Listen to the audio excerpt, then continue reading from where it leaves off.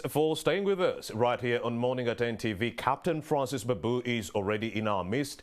Joseph Ocheno, the president of the UPC, one of the presidents of the UPC, is already here with us. He's going to be ironing out that issue. Why is he the third or second or first president of the UPC? What is happening within that party? Well, too much chaos. Let me introduce the guests. A very good morning, Joseph Ocheno. Captain Francis Babu, this is not your first time here, and so the same is for you. Thank you, gentlemen, for making the time to speak to us whenever we call on to you. A lot is happening within the country. Joseph Ocheno, please first set the record straight. Why are there three presidents within the UPC? There are no three presidents. There is literally no president. No president at all. Jim McKenna is not president.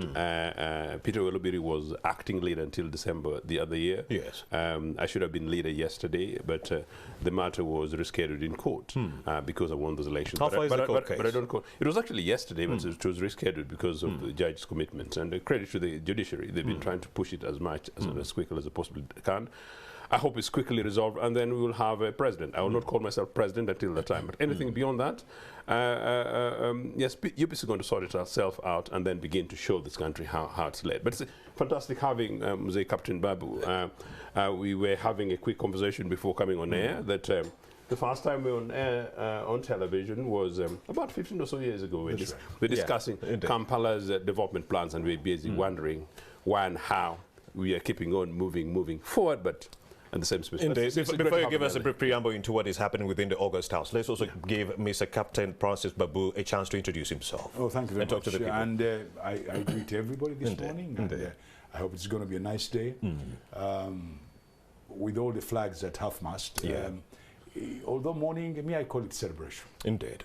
There's a lot of things going on, a lot of things being said. Unfortunately, the political culture we have developed is not very good. There's a lot of propaganda, innuendos, conspiracy theories. Now we need to swim through those so that we can be sober. Indeed. And a lot of it, I get amazed. But well, that is evolution. Indeed. That is development. That's people change. Indeed. You're just talking about this thing about three presidents. Again, that's a political culture. Really, why should a party have all those? They need to go to court. I don't know why. We should be able to solve these problems even without going to court. And focus on service delivery. That's right. And of course, here on our hands, we do have a situation. The now deceased fallen Speaker of Parliament, that is Jacob Oulanyah, he's still having his body in Seattle. We haven't had him, brought back into the country, but then we do have an election on our hands. That is as of Friday tomorrow. Without the body coming into the country, how ethical is that? Having an election minus the deceased, even being given a send-off within this country. Are we dealing with members of parliament or the government misinterpreting the constitution or the law? The law says, Article 82, that is clause 4, that no business at parliament shall be transacted in the event that that office falls vacant. But it doesn't say that an election should be held under chaotic, unfavorable circumstances. What do you make of what is happening right now, Joseph? Absolutely not. And I must say, first of all, that my sincere condolences to the family of Jacob Oulanyah. Jacob was a colleague of mine in Uganda People's Congress. Jacob, when he was actually shot by this NRM government when he was a student. I was abroad then in exile, and I was one of those people who spoke on various global media to raise the matter of Jacob and others to global attention. And when I returned, it was unfortunate. We met very briefly once, and we've been having different regards to different different people. Since his election, I did not have time to meet him. As you know, it has had very little time. So very sincere condolences. But I also happen to know elements of his extended family in one way or another. But beyond that, I think it's a great loss to this nation. Of course, his father-in-law was a good friend of yours. He was in the UPC government, Mr. Abner Nangwale. Indeed, and not indeed, I was referring to that and other elements of his family who were basically friends in many different other ways. He was a member of parliament for UPC, but beyond that, Jacob is one of the most energetic. He was indeed one of the most energetic generation of leaders for this country.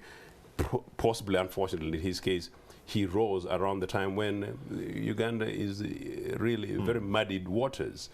But that said, I am actually genuinely shocked, as you rightly suggest, that we shouldn't necessarily rush this process bring a sense of sensitivity. And yesterday I got somebody from NRM who said something, possibly in a, I don't think he understood it, that in possibly sour taste, that work must go on. I'm not sure whether this is Stanbic Bank, where if you don't do these Stan Chart or Uganda Commercial Bank, which has been sunk, is going to take your money. Right. I think basically this is a process of a national assembly that we need to accord some semblance of respect. If anything already, very quickly, I am a part of a community where a couple of members of parliament expressed interest for the speakership race. And it was shocking how all of a sudden just that, you could see how one community people were dividing themselves and fighting themselves and abusing one another simply because of the possibility of just being forwarded as a candidate for speakership. But again, one thing we're saying with Captain Babi before we came on air, how speakers are elected in the British Parliament. I told this program that I thought that the process was not very well handled last time. In British Parliament, a member speaker is not challenged, meaning that they withdraw their former membership to their political party, meaning that they attempt to make it as parental, as neutral, as independent, as homely, as family-like, and that the speaker who comes and becomes the leader, the enabler of the process, is very, very powerful. So really the office of the speaker is an extremely powerful position in the country, not for any other reason, but simply their role is one in which really, if we can amend the constitution, you know, to change term limits, to change age limits, to change some of these very controversial things, what about reviewing a constitutional provision? The constitution made by men and women in many cases, and sometimes we even dump constitutions, and we dumped them several times in this country.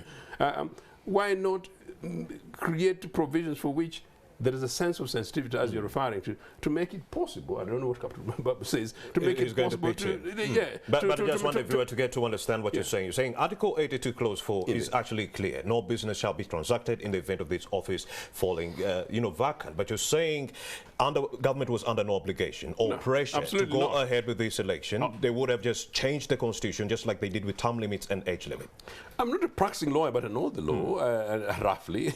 I'm saying there is nothing that cannot be done under these circumstances, in a situation of crisis, to be able to honor Jacob Oulanyah slightly much better, and in a manner in which people stop boxing each other when the body hasn't even returned to you. That is UPC strongman Joseph Ocheino. Let's also bring in Captain Francis Babu. What are your 2 cents on this issue? Well, I think ethical or not? Unfortunately, when we did that constitution, and this is where the problem is, most of us are Western educated, and most of the time we think, I actually believe we are brainwashed. So when we bring these things and we are talking like the British, we are talking like the Americans, sometimes we make mistakes. All right. Okay, if there was an oversight because of our cultural norms, because we've got sensitivities in our cultures, our taboos and so on and so forth, one can sit down and debate this argument.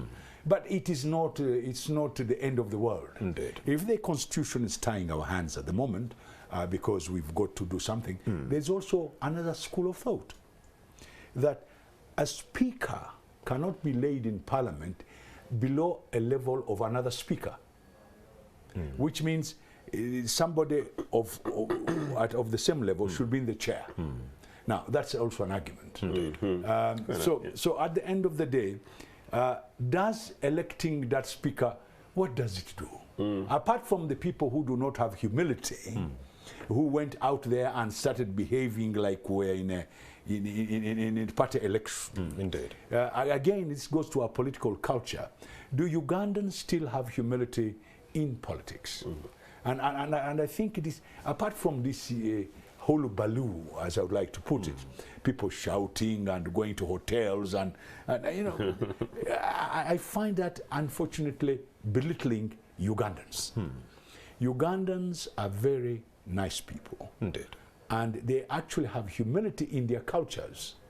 Now, what we've lost part of our humility and our values. Indeed. Electing a speaker is really not something that should be exaggerated. No. All right? Indeed. It's something very simple. The only difference, like he put it, maybe somewhere when we were doing the constitution, we never went a little bit deeper. Like this point of saying, when somebody is going to be a speaker, should renounce their party. I hear you on that one. All right? Partisan politics. No, it is the British, the British one. In some other countries, the speaker comes from outside the parliament. Yes. He's not a member of parliament. And therefore, it makes it easier. You don't have this argument of which party is in the chair. Now, these are all very simple things that we could actually even amend. And well, yesterday, I had one of the senior counsels, Mr. Kinobe, he put it very, we're supposed to review that constitution every 10 years. Indeed. In fact, if there is a nuisance within the law, like this particular one, is a nuisance because of our culture, our taboos, and so, we could have done it even a bit earlier. But you see, we don't have people who are following these things up, and these laws are not cast in stone. With oversight. Yes. Yeah, we should be able to review them one by one. But now we've got an experience. There is a nuisance. Some of our cultural norms are saying, look, let's do something about this. I agree. Let's have a debate. Let's have time. But at the moment, with the law as it is, we've just to go there and put a speaker in the chair and then decide to bring our fallen hero into parliament. It will be unfortunate to have somebody a bit lower than a speaker. Send him off. Send him off. But just a quick one. Something just going into my head. I noticed in America, I think that in the Senate, the vice president has a casting vote. This is being innovative. What about Mr. Museveni, who speaks very regarded consideredly about what about the president or vice president, for instance, presiding over that emergency? No, that's almost something along those lines. And it's a process that will take 20, 30 minutes. That's why. And then it's over. That is why we must review the law. Unfortunately, you cannot bend that law. What you're saying is they have two houses in the United States. The lower house is the speaker, and the upper house is the vice president. Now that they have an option. When the two houses are together, the speaker and the vice president sit together in the Congress when there's a State of the Union. But here we are talking about a one house, which is virtually on the British model. Indeed. And we missed that point when we were. But still, with respect, the president and vice president are more senior than the speaker for even the Chief Justice. But the law, there you go. Yeah, indeed. By the law, indeed, actually, the Chief Justice would be possibly the most appropriate of it. Yeah, the law will not allow it. Yes, Captain. Unfortunately, and if we break the law, you know our people. Is the fact that we are electing, speakers from particular political parties, affecting the quality of debate? The fact that you have a speaker maybe from the NRM, from the DP, from the FDC, partisan politics. Do you think the fact that they come from particular political parties without denouncing their parties is actually affecting the quality of debate? No, I don't think it's about. I think it's generally the quality. Because it's generally the quality of politics at the moment. If Mr. Jacob Oulanyah was a yes man, it was at 65%. But people were saying if Anita Among is a yes person, it is 100%. That's according to the corridors within Parliament. What's the point then? So partisan politics, do you think it affects the quality of debate? I think you're raising two issues, whether quality of debate and in this case the question about the speakership. But I think the quality of debate generally, it does not matter whether or not we have pluralist politics. I think multipartism should actually encourage and actually uplift quality of debate. I think generally the quality of debate in this country has generally come low. I can take back to the first parliament of the 60s, that was top-notch. The second parliament of the 80s, second top-notch. And then these things sunk. But at the time we had, by and large, mainly 2 to 3 political parties in parliament. Now we have political parties whose names sometimes I struggle to pronounce. There you go. Well, Oulanyah was the champion of quality debates. Do you think it died with him, that strong tenet? Yes and no. I think, interestingly, he followed a generation of sharp guys up there. With respect, I've got a few colleagues and friends in the current assembly who are not particularly bad people. I think whether or not the next manager of the House creates a culture in which there is a continuity and a process of growth, particularly for younger legislators, neither here nor there. But I think some of the questions of debate is really, and I'll put it to what I know Captain Babu would not necessarily agree with. This is instructive politics from the top, because the party with the largest members of parliament is NRM. But when major issues where people should come up and stir up come up, the idea that the caucus has spoken, or you don't have to say certain things, or else you lose sight of the real issues, and you might lose an opportunity to become the next junior minister, is the problem. I think here we have a monolithic system almost, although it's competitive multi-party politics, as it would be said, and politics of patronage, and I think it's really affecting the entirety of the governance process in this country beyond Parliament. Joseph, I think that to me is more of the problem, rather than whether or not we have pluralist politics. Pluralist politics, after all, UPC should be able to, by the time you become a leader of UPC, you must still be somebody. By the time you become a leader of DP, ideally you should become somebody. And by the way, by the time you even become somebody who qualifies to become a member of Parliament in Uganda People's Congress, you must show that you must have some substance beyond Iganga. So by the time then you have a competition of different kind of political, but there's no reason why this National Assembly should not be really screaming loud. But because now this thing is very much about me, myself, and I, and the few individuals who can navigate the process of going to the Assembly, we have people who are neither here nor there, but I don't want to speak that heavily today. Indeed. The reason as why I brought up this issue of quality debates, you know, I was trying to allude to the situation where Anita Among, the Deputy Speaker of Parliament, oversaw that sensationalistic debate that saw the removal of Mityana Municipality MP Francis Zake as a Commissioner of Parliament. Many of the political analysts we've been able to talk to said Jacob Oulanyah wouldn't have overseen or orchestrated that debate because he was also focused on quality debates, not sensationalistic debates. And you do have Among, you know, setting herself for the stage to take over, you know, Jacob Oulanyah. Do you think that is the death or the end of quality debates? Not necessarily the death. I am someone who's trying to... Based on that history of Among?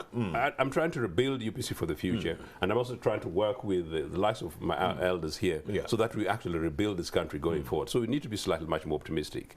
Even out of this National Assembly, there can still be something that emerges, you know, to take the qualities of the Oulanyahs forward. I was rather disappointed, quite shocked. My good sister Anita did not necessarily have to do that. And in fact, she would have emerged the more rounded leader if she basically let that go. She didn't. In Jacob's case, yes, very likely he would have taken the position. But one of the other things is, was a very flamboyant guy, remember. He was a very flamboyant guy, and basically the guy wanted to have sort of things his way. To the extent, therefore, that in many cases, he was also substantially conscious about how the rest of the world would look at him. So this is a bit of a eulogy statement. Indeed. So for that, I think he would have taken a position, almost populist, if you like. But I think he would have possibly handled it slightly much better. What do you make of this, Captain Francis Babu? The quality of debate, you do have our next speaker, Anita Among, sensationalistic in nature, taking over the reins of Jacob Oulanyah. Are you concerned that she might not push the legacy of Jacob Oulanyah I'm forward? not happy with you. Because I'm not happy with you. All right. Please don't be personal. Don't be. Let us speak from the level of what went on, and he ended very nicely. First of all, the level of our politics has gone down, totally, across the board. The political culture is poor, and we need to review it. Secondly, I want us to be very careful. Even the British have had problems like the one you've just mentioned. In fact, the former speaker now has just been commissioned in Britain, and they're removing all his privileges of retirement because of being a bully. Now, you cannot have people in Parliament who bully the speaker and bully other people. I saw that man bullying the vice chancellor of Makerere, and I was completely disappointed. Indeed. All right? Remember that. When you get this propaganda and this activism of threatening everybody, I am sorry, I am not going to go with you there. Now, how they handled it in Parliament, it's not only done by the speaker.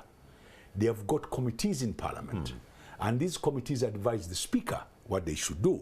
Yes. Now, when you sit here and just point out the speaker, you're being unfair. There is a committee that went through that case. Indeed. That case was brought into Parliament, and it was put there. Now, if you want to debate the way I would have debated, I would have said, this Parliament is developing.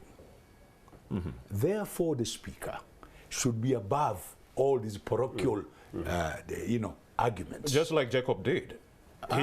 Please, he apologized on behalf of the rebel MPs. You love people's names. I want to advise you, you're still a young man. The former speaker, the present speaker, let us try and give them the respect they deserve.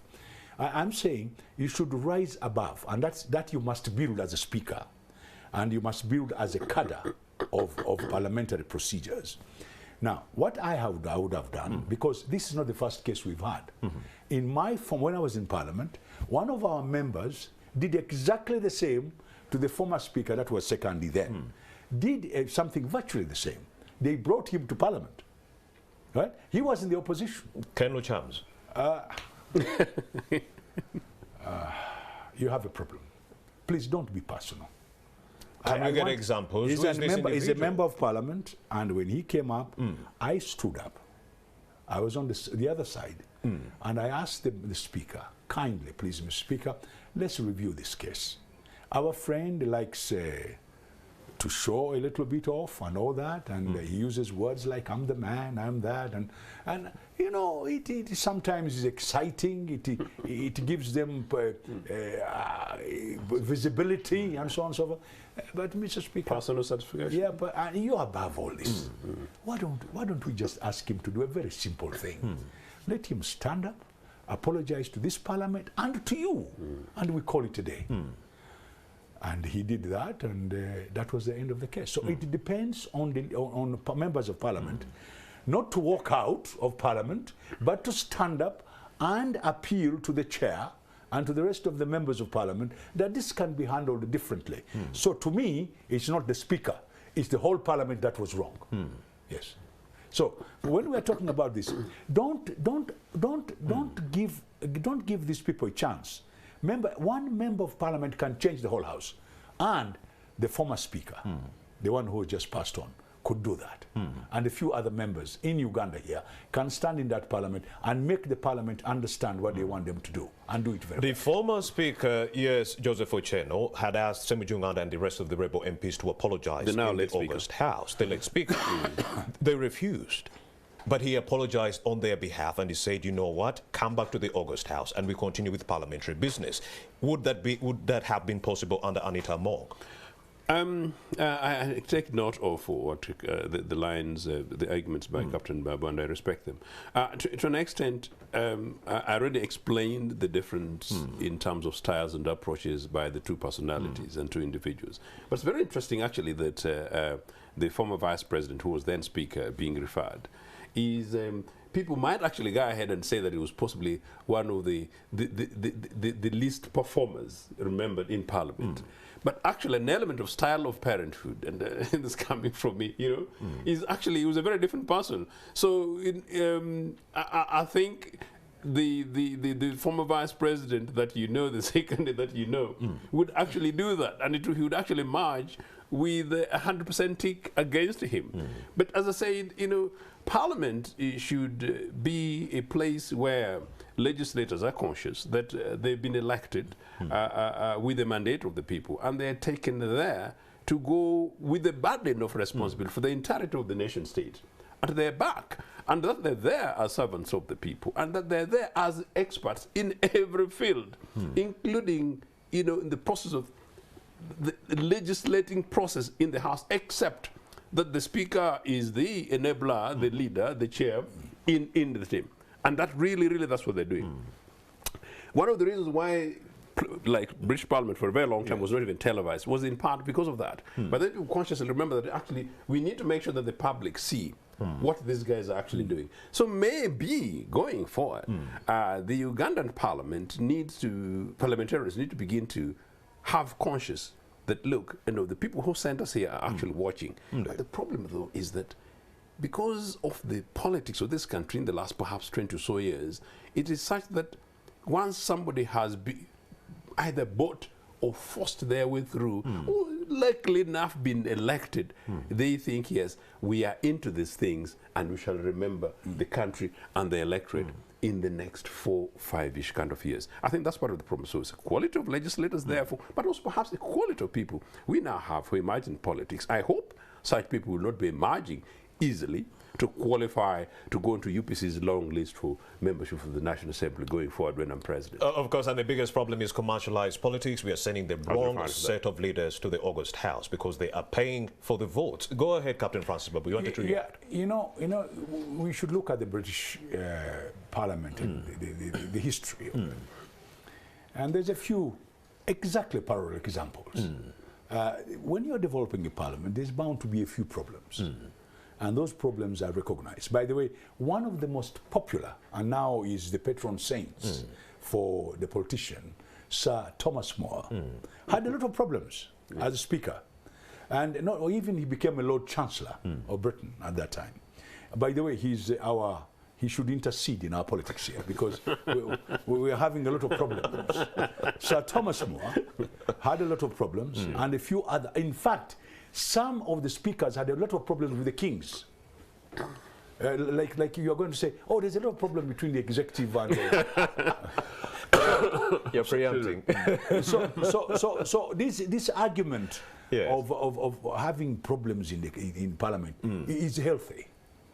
Some people in management say if there is conflict, you improve the management. I see. So these conflicts you are seeing are going to improve our conscience on how that Parliament should run. But the leadership of that Parliament, and I want to put this to you, the Speaker, being a presiding officer of the House, is also a presiding officer of the Commission. Is also in Britain, the deputy would also have certain functions. Yes. Now, what you should do is start from that point. Let the new Speaker make sure that herself or himself have got divided duties between the two of them, and that the commission consists of the Speaker, the Deputy Speaker, consists of the leader of the government business, the leader of the opposition, and a few members of the backbench. Now, these people should be able to advise the Speaker from behind the curtain. We don't have to be on the floor all the time and fight very simple issues. Now, that requires a little bit of culture. How some of these members of Parliament, even in the different committee, the committee chairmen, are supposed to advise the Speaker. Indeed. And then the Speaker will sit with another committee which makes the timetable for the Parliament. He doesn't do it alone. So the whole point is, do we need to stop for a moment and say we are doing it wrongly? We should do it correctly. And I think we can do it. And you're saying the chaos is playing very well in the politics of the country? The chaos we are seeing in Parliament? Every country has to go, has ups and downs. I see. And if right now we are at the down, we need to come up. And to come up, we need people who are really sincere to what they are doing. And we have many, but don't be told lies. We have 45 million people in this country. Even if you say, let's take a quarter, out of that quarter, we're bound to find a few people who are exactly got the qualities, the integrity, the requirement of being a speaker, the requirement of being a leader of this country. And we should stop being deceived that there are no other people who can do it. Well, Joseph Ocheno, he says this chaos in Parliament actually works better for the country because, yes, they would have to pull up their stockings. But then what we saw within the August House was too much chaos in the wake of skyrocketing food prices, energy prices within the country. We had anticipated maybe the legislators would sit around and iron out a few issues to see how best they can alleviate the situation for our citizens. But guess what they were doing? Well, they were orchestrating the removal of Zake as commissioner. So that's why we are saying, do you think the chaos is working very well for this country, or it's just killing us? And we are not focusing on national issues. I think there's one aspect of what Captain Babu was talking about the quality of the assembly, and that it should actually grow.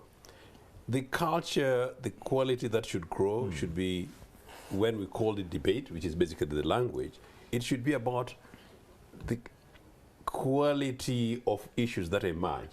The debate should be about a competition of ideas. It should not be about point scoring, which by and large sometimes people do, but it should not really be about abuses either. But if in the unlikely event that a member crosses the line, what do the parental leadership do? Number two. But number three, which is very important, I think also that by the time somebody qualifies to become a legislator, they're actually elected to the assembly, and they're qualified to have a position of a speaker or deputy speaker. They should already have we should expect them to have a level of integrity and competence to be able to deal with these things with or without advice. But fair enough, the point taken. But that having been said, I think the point you raise is extremely important. I actually thought there was a total insensitivity starting really with State House.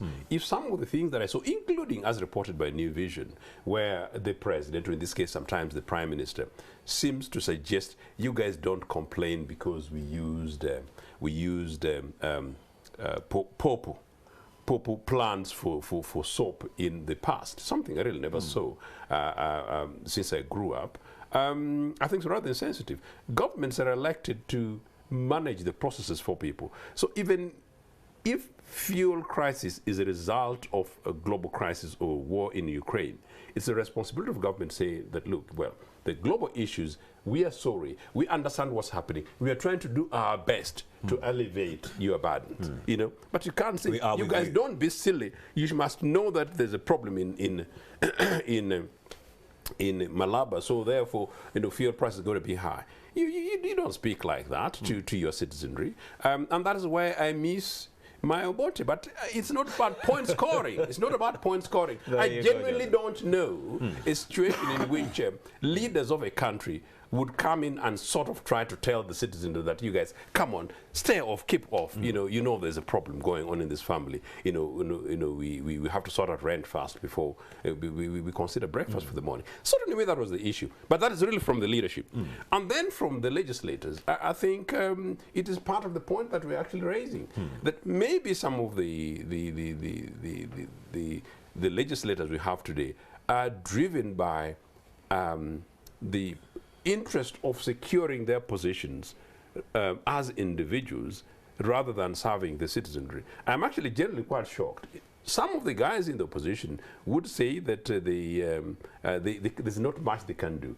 But I suggest that if the opposition was generally much more united and focused on some of these things, I think keeping these things on the national programs like yours would make the government review their positions. I think, yes, focusing on the likes of Zake is a major issue, while people are suffering with skyrocketing food prices, and the legislators, leave alone government, legislators are not able to explain sufficiently to the electorate and to their constituents what is going on in the country, is extremely irresponsible. And it also goes to, Serve to tell us what kind of leaders we have within the August House, young and inexperienced, many of whom, those who have experience, are actually playing the party card. I want to tell you something very quickly about this youth thing. It's absolutely not necessarily the case. I think if it's young, then it may be an indictment on where this country has been in the last several years.